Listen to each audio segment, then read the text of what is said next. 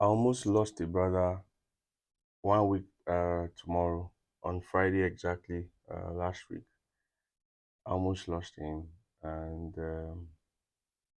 I'm sure I would have blamed myself for all of that because I would say that we ignored all the signs not to ride, not to go out and do all of those things, but we still insisted, being the humans that we are.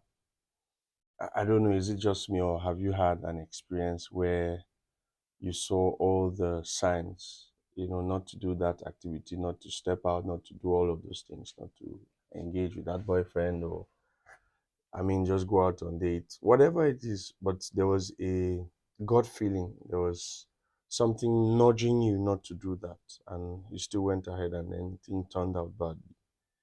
And after all of the event is when you sit back to sort of review or begin to see all of the signs that had warned you not to step out. So it happened to me, right? And here's the backstory. So on Friday last week, my friend and I, even before prior to Friday, I think at the beginning of the week we had planned that we were going to ride on Friday, and it was just going to be a few riders, bike riders, and then we'll go around town and just enjoy our time riding, seeing the town. Since it's been a while and it's just January, and so we all decided to we had planned the date Friday 3 p.m. But Friday came, I was lazy. I had stepped out. Before I returned, it was even up to 4:30. And then he also told me that he would be at a certain point. There's a muster point usually at Mubarak shop. It's a mechanic spot. He's also a rider, so most of the bikers rally around that area whenever we want to ride, especially depending on the routes. So he told me he would be there at a certain time at 3 p.m. And I said, okay, I'll meet up with you. So on that day, I hadn't started the bike and I didn't do anything with the bike, but it was another means of transportation I used to where I was going to. So when I had returned, I was really tired and I needed some sleep. I was suffering from lack of sleep, insomnia, sort of. For days I hadn't slept. And so I came back home to sleep. But then I was all of a sudden ready, which is unlike me. If you tell me we're riding, or if I say we're doing a thing, we're doing it, right? But that day came after I returned home. I was really, really tired. I had to sleep for a bit. Woke up, switched off my phone, put it on, and then I saw his messages. That's my friend, right? I saw his messages saying that, oh, how far were you day? And I said, oh, I was at a certain place. I was here. I had just gotten home, preparing to step out, and he told me, oh, he would be out of the house in say 10 minutes. But that didn't happen, right? He delayed before he stepped out of the house. Eventually, when I called him and he told me he was at that muster point or that rally point, I had to just begin to prepare my mind because it starts with the mind. I was really tired. So he had told me, oh, I'm waiting for you, and the rest of the guys, or one or two persons, are also following up, but I'm also calling ABC to come join us. And so before I left the house, by the way, it was around 4:30.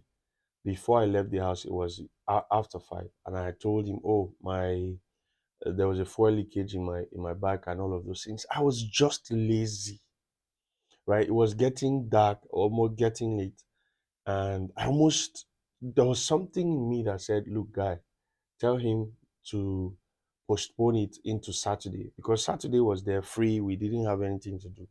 So we would have taken the riding from Friday into Saturday. But no, I just felt this heaviness, and all of a sudden I felt that he would be disappointed because we had planned this ride for a week.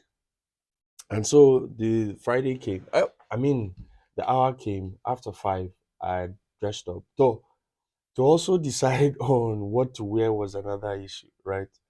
I wanted to go heavy on the body kits and body stuff, the protective gear, but I had to stall a bit for that decision. And then all of a sudden I just decided I needed to wear my full boots. But then I would not I would just wear jeans and then wear my body armor and then a leather jacket on it, and definitely helmets and hand gloves and my balaclava, right? So I did all of those things. So by the time I got out of the house, so I did the bike. I hadn't ridden the bike in a while, so it was, of course, a carburetor engine, so it was a bit hard. It started, then ran for a bit and went off, and then I had to keep on kicking. It didn't want to start until eventually it started. That was another sign not to go out for that riding. So I rode out. By the time I mounted on the bike, it was ginger all the way.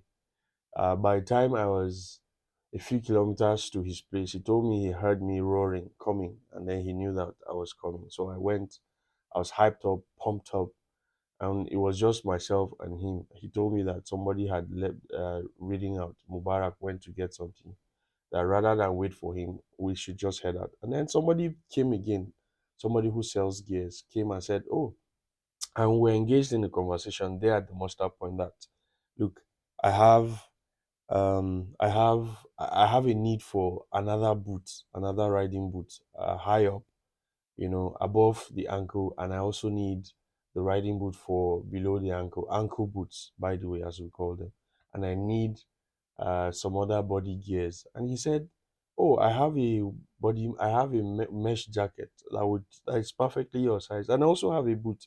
Would you come in and check it?" And I said, "No, no, no.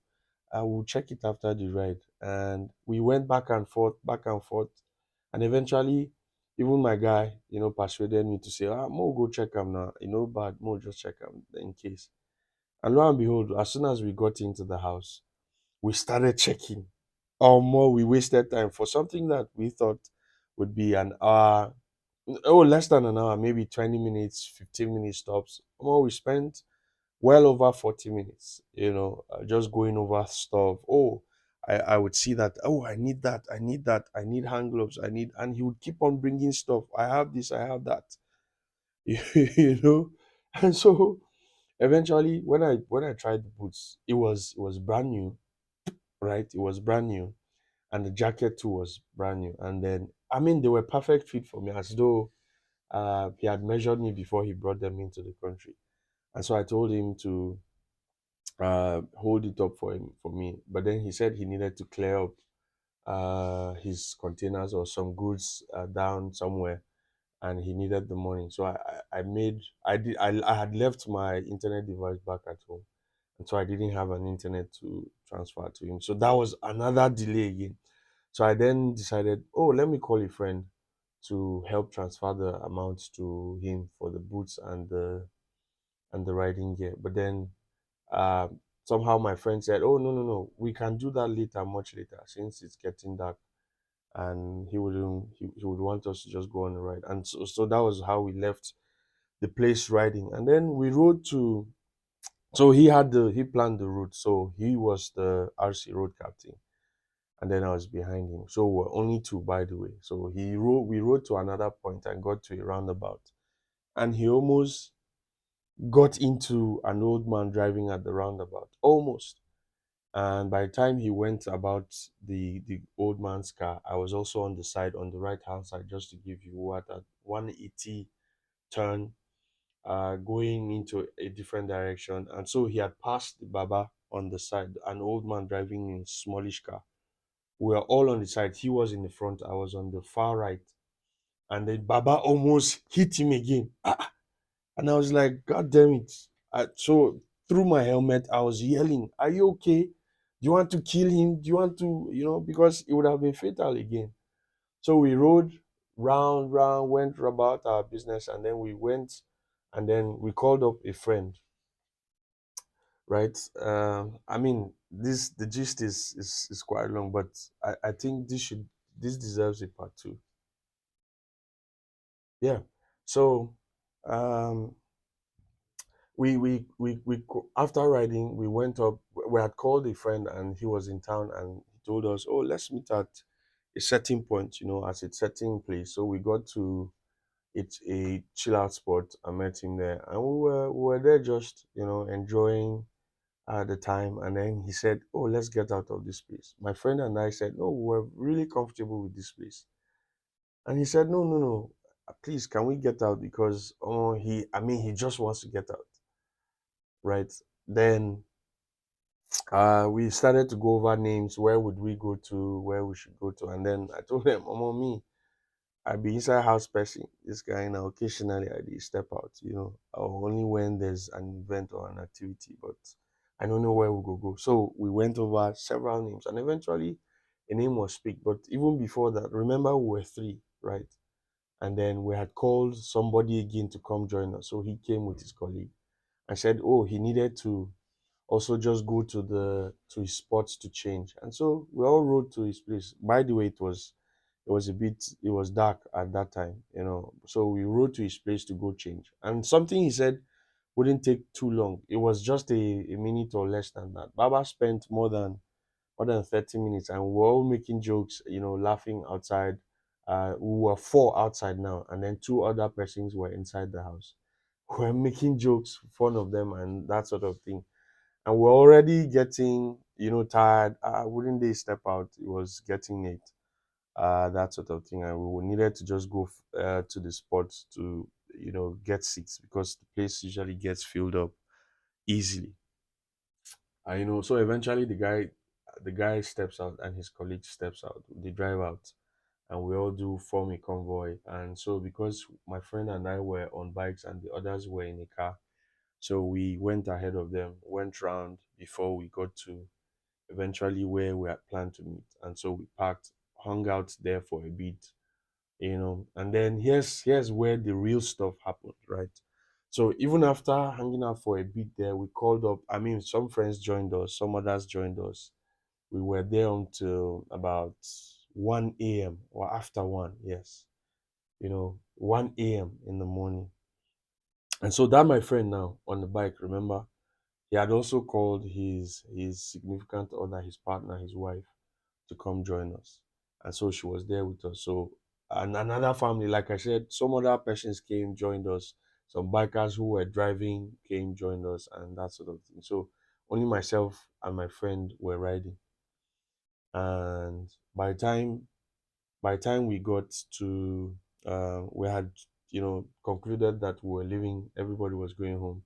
And then my friend said, no, no, no, let's go check another spot that is run and owned by another fellow biker. It's a biker.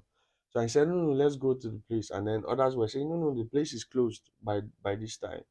And he insisted, look, let's go. If the place is locked, then we all move. Otherwise, we would have to, touch base with that place and just see if it's still open. And they all agreed, but some had it in mind. I was not in that conversation because I was also outside trying to um, have a phone conversation because inside was loud. And so by the time I got back, I was just told the entire plan, briefly. And so we all headed out. And so when I mounted on my bike, we were all heading out. When I mounted on my bike, the bike refused to start again. That was another sign. Right. So, but I mean, I'm in my head now. Now, in hindsight, I'm thinking that caused a delay. There was a delay to what would have happened in front if my bike had just started and boom, and we got on the road. So, the only option was to push the bike because I was engaging the bike, but it would not start. And so my friend and another, the first friend we met after riding came, and said, I bet made them just push me. So yeah, yeah. So they pushed me, and within a short distance, it came on, it started. And then I went on the other side of the road. Then the car started to pass our cars, and then I started to usher them, you know. So the three cars had passed, and then my friend was behind on his bike. So he came, crossed over, met me on the other lane, going to where we were headed to. And then all of a sudden, so I sped off, cleared the road for about 500 meters, and then for the next part, he overtook me, and that was where it became crazier, or that was where the crazy stuff happened. We had just passed the junction. Remember I said I went ahead of him. Then he came past me at the junction, And just before, remember the cars were a little ahead, and so what that meant was, I mean, we had to overtake them, that sort of thing. And so going into, so my friend was already ahead of me because he overtook me just a little ahead. I was looking at my friend, and now in hindsight again, I'm thinking if I had mashed up, if I had come closer to him, or if I had sped up to where he was, all of us would have crashed eventually. I think it would have been both of us, or even all of us, including the cars and other commuters or passers by, or Okada guys. So I was saying, almost the speed at which he left that junction, but I just went, and just right before me, you know how a thing will happen, and you think, how is that happening with it? Because it will only take half a moment, less than just if you blink it, that's when it happens. Half of the time it will take you to blink. And all of a sudden, I was just looking at him through my visor, and all of a sudden, all I could see, I remember seeing him overtaking in between the cars, between two cars and a bike man, and all I saw next was flames, sparks. I saw a bike rolling, and I saw that there was commotion, there was chaos right ahead, right in front of me. And that was how I applied my emergency brake, maneuvered, went way ahead, right? Because of the speed, not even because at the speed at which we took off, part in order to catch up with all the other cars moving ahead, it was quite a bit, but the road was good, right? And we could handle it. Not excessive speed, but it was considerable speed. And that was when I saw all of the chaos happening. My friend had, I don't know what happened, but based on the stuff that happened, based on his account of the story, that the bike man came ahead of him, an Okada man went in front of him, and then in order to hit the Okada man, he tried to dodge, and then he had to let go of the bike. That was how the bike rolled multiple times, and he also rolled to the side of the road, inside one of those drainages, those deep drainages. And so by the time I parked the bike ahead, all I could say, as soon as I saw those flames, all I was saying was, I was using the F word, say, no, no, no, no, not you, no, no, now, no, now. I was really cussing heavily because not be on top me, person go come by, they will come say, now we ride. And all the signs that could have stopped us from riding, we ignored it, you know. So now, so we park, and then by the time I came up, he had been found inside the ditch, inside those huge drainages they do for major roads. He was found there, and he was all covered in sand and everything. His helmet had gone off, and by the time we saw that, we knew that he did not clip the helmet. He did not clip it, and so basically that's what. And prior to the time we took off the first time, took off, for riding, we had gone over some other safety, conversations. Usually he would, even if it's a short distance, he would come up fully kitted, and which is the practice, right? That day he just wore an ankle boots and the knee guard up to the shin level, the guards that protects you from the shin level up onto about your thigh area. So he had that, but also didn't wear the body armor full. It was just the half body armor that covers your back and your chest area. And so when we saw him, when we had picked him out, they had picked him already by the time I ran up. They had picked him up, and that was when we saw that all of those things he had put on, right, were the saving grace. Even the helmet, because he had a scratch behind and had a cut also around his lower eye level, around his cheekbone area, and then some other cuts on the side. That was where we rushed him to the hospital. But the bike, the front forks had gone. The front shocks had divided into two. I mean, you needed to see the bike. It was crazy. And if you were told that somebody survived the accident, I'm sure you would have said no, because of the way the bike looked and the way the impact. But here's the kicker also, that Luckily, the bike didn't catch on fire because I don't know, for some reason, it was the mercy of God. And even his survival was the mercy. Nothing about skill, nothing about anything. It was just the mercy, because even at that rate, he would have lost his life because he rolled into that drainage. And those are concrete drainages, by the way. And so we rushed him to the hospital. Luckily, it was determined that he had no internal bleeding. He only had a few cuts, and those wounds were dressed up, and some painkillers and so many other things were given administered to him. And apparently that night around 2 a.m., you know, remember the accident happened between 1 a.m., 1:30 thereabouts, 1:30 a.m. And so by the time we got to the hospital after 2 a.m., he was good to go home. The doctors and nurses asked him to go home, since there were no signs of any injuries, no internal bleeding, no breakages, only cuts on the sides. But yeah, it was a bad hit.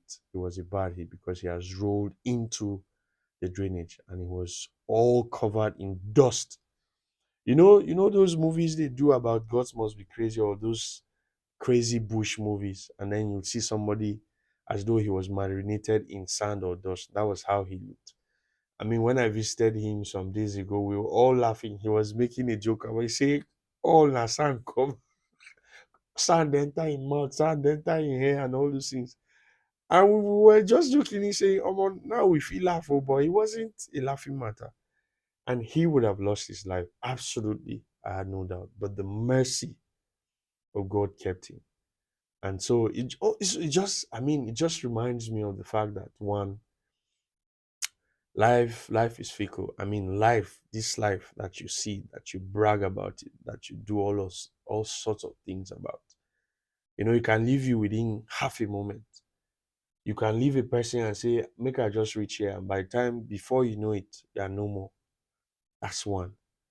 And he also taught me to cherish the little moments you have with persons, with people, with friends, people you call friends, colleagues, acquaintances, right? With anybody, just be good to them and be in the right standing with God. And thirdly, that there are signs every now and then, there are signs for you to take, adhere to, or to notice, or to say, "Oh, don't do this, don't do that." But because, say, we be humans, we always go against those signs.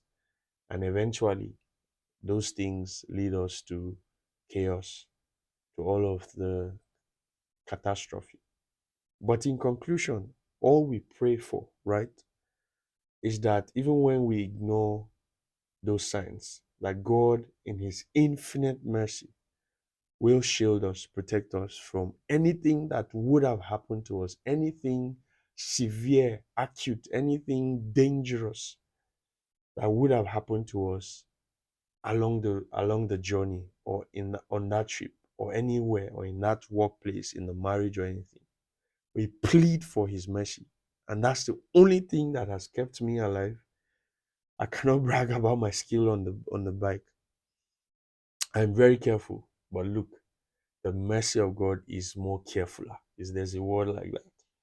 Is the most careful safety I can ever brag about, the mercy of God and His protection. And even in life, in all the things I do about life. And so I admonish you today, ask God for mercy. When you see the signs, when you read the signs, you feel the signs not to do an activity, my brother, my sister, wherever you're watching this from, ignore that activity. If you need to give any excuse, give the excuse, because it might be saving you or the other people you are supposed to meet. Have a good day. Share your experience if you have any. If you have had such an experience, such an encounter that you ignored all the signs by the Holy Spirit or by God or by your gods, share them. I'd love to hear about them.